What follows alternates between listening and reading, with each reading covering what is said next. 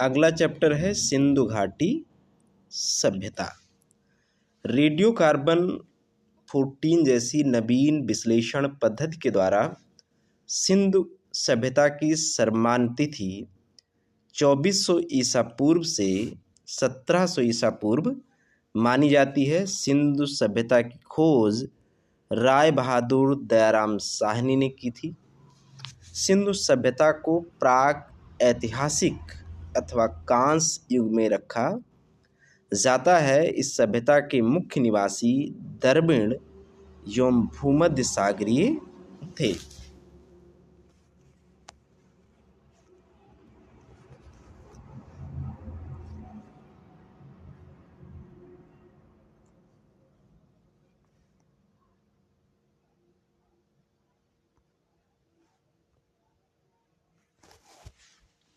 सिंधु सभ्यता के सर्वाधिक पश्चिमी पुरास्थल दाश्क नदी के किनारे स्थित सुत-कांगेडोर बलूचिस्तान, पूर्वी पुरास्थल हिंदन नदी के किनारे आलमगीरपुर जिला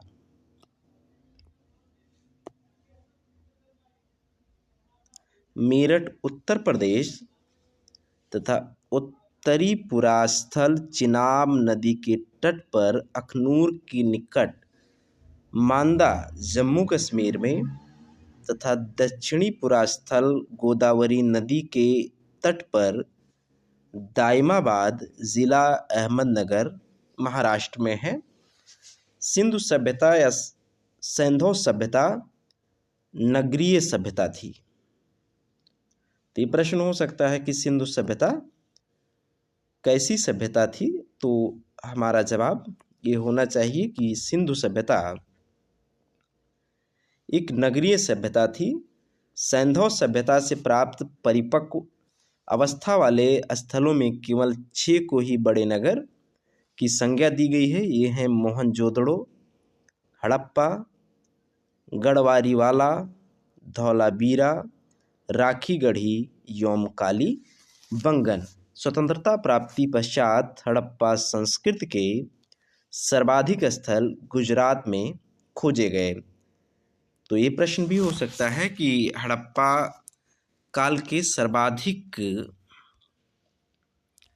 स्थल कहाँ खोजे गए, तो जवाब है गुजरात।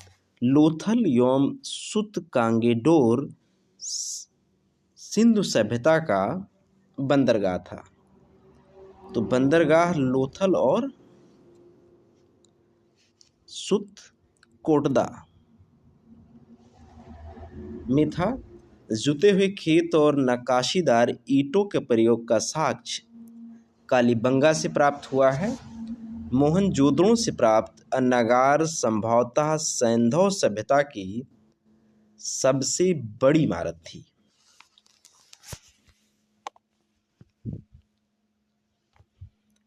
तो सिंधु काल में विदेशी व्यापार, आयातित वस्तुएं और प्रदेश। तांबा ये मंगाया जाता था खेतड़ी, बलूचिस्तान और ओमान से। चांदी मंगाया जाता था अफगानिस्तान, ईरान से। सोना कर्नाटक, अफगानिस्तान, ईरान। टिन अफगानिस्तान और ईरान। गोमेद सौराष्ट्र से। लाजवर्त मेसोपोटामिया से। सीसा ईरान से।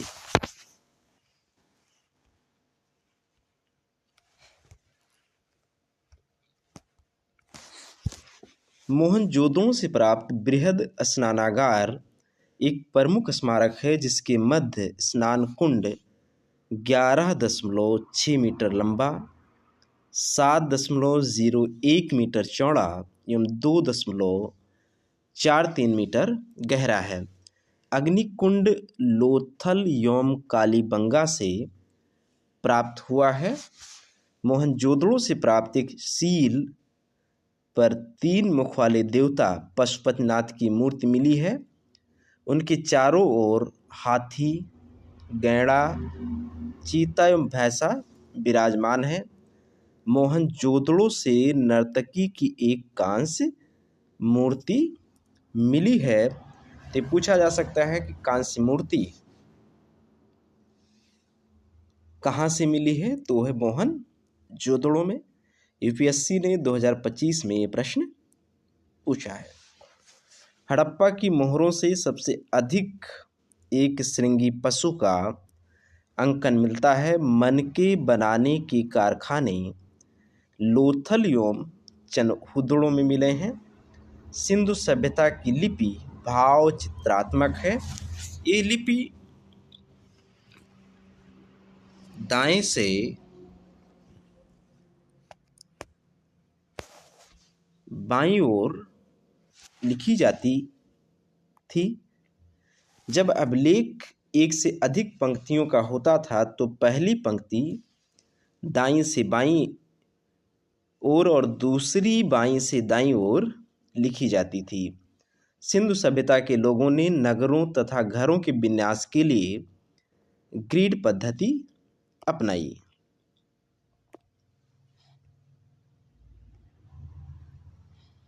घरों के दरवाजे और खिड़कियां सड़क की ओर न खुलकर पिछवाड़े की ओर खुलते थे। केवल लोथल नगर के घरों के दरवाजे मुख्य सड़क की ओर खुलते थे। सिंधु सभ्यता में मुख्य फसल गेहूं और जौ थे। सैंधोवासी मिठास के लिए शहद का प्रयोग करते थे। रंगपुर एवं लोथल से चावल के दाने मिले हैं। तो रंगपुर एवं लोथल से चावल के दाने मिले हैं, जिनसे धान की खेती होने का प्रमाण मिलता है। चावल के प्रथम साक्ष्य लोथल से ही प्राप्त हुए हैं। सुरकोतदा, कालीबंगन एवं लोथल से सैंधवकालीन घोड़े के अस्थिपिंजर मिले हैं। नाप या तौल की इकाई संभवतः 16 के अनुपात में थी।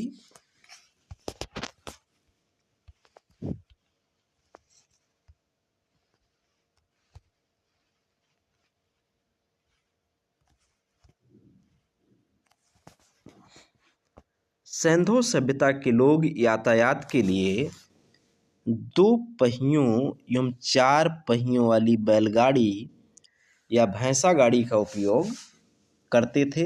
मेसोपोटामिया के अभिलेखों में मेलुहा शब्द का अभिप्राय सिंधु सभ्यता से ही है। संभवतः हड़प्पा संस्कृति का शासक वणिक वर्ग के हाथों में था।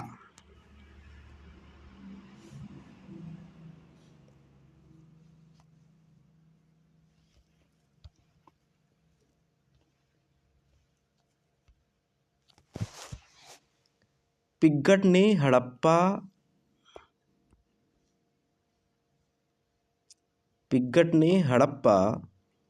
एवं मोहनजोदड़ो को एक विस्तृत साम्राज्य की जुड़वा राजधानी कहा।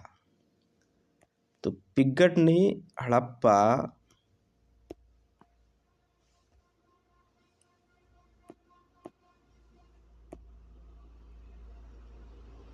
एवं मोहनजोदड़ो को एक विस्तृत साम्राज्य की जुड़वा राजधानी कहा।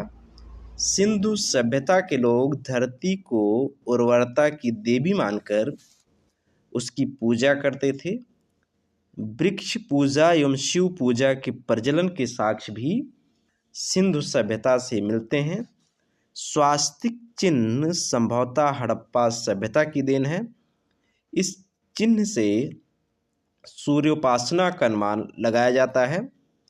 सिंधु घाटी के नगरों में किसी भी मंदिर के अवशेष नहीं मिले हैं। सिंधु सभ्यता में मातृ देवी की उपासना सर्वप्रथम प्रचलित थी।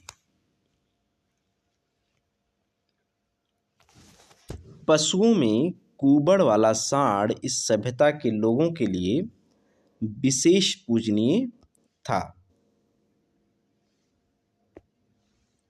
स्त्री वृंद मूर्तियाँ यानी मिट्टी की मूर्तियाँ अधिक मिलने से ऐसा अनुमान लगाया जाता है कि सैंधव समाज मातृसत्तात्मक था। सैंधववासी सूती ऊनी वस्त्रों का प्रयोग करते थे। मनोरंजन के लिए सैंधववासी मछली पकड़ना, शिकार करना, पशु पक्षियों को आपस में लड़ाना, चौपड़ और पासा खेलना आदि साधनों का प्रयोग करते थे। सिंधु सभ्यता के लोग काले रंग से डिजाइन किए हुए लाल मिट्टी के बर्तन बनाते थे। सिंधु घाटी के लोग तलवार से परिचित नहीं थे।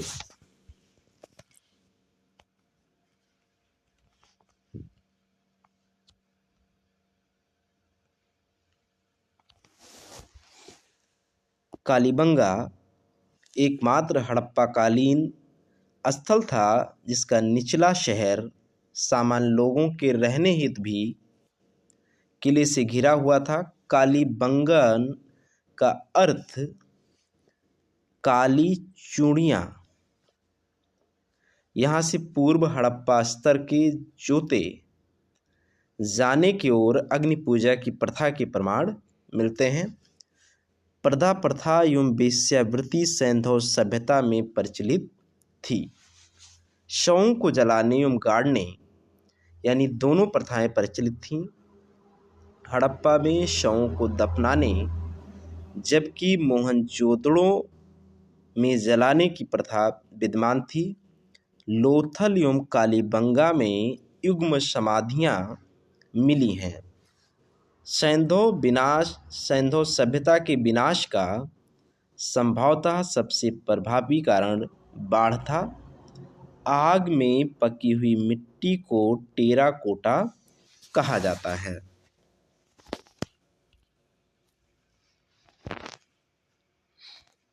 सैंधव सभ्यता के प्रमुख स्थल नदी, उत्खननकर्ता एवं वर्तमान स्थिति।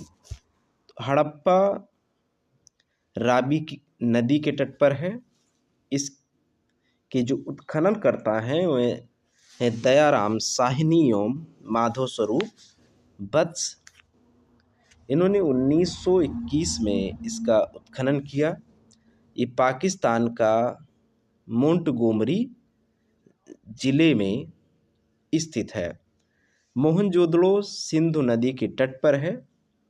इसके उत्खनन करता है राखलदास बनर्जी। इन्होंने 1922 में इसका उत्खनन करवाया और पाकिस्तान के सिंधु प्रांत का लरकाना जिला है वहाँ पर ये स्थित है।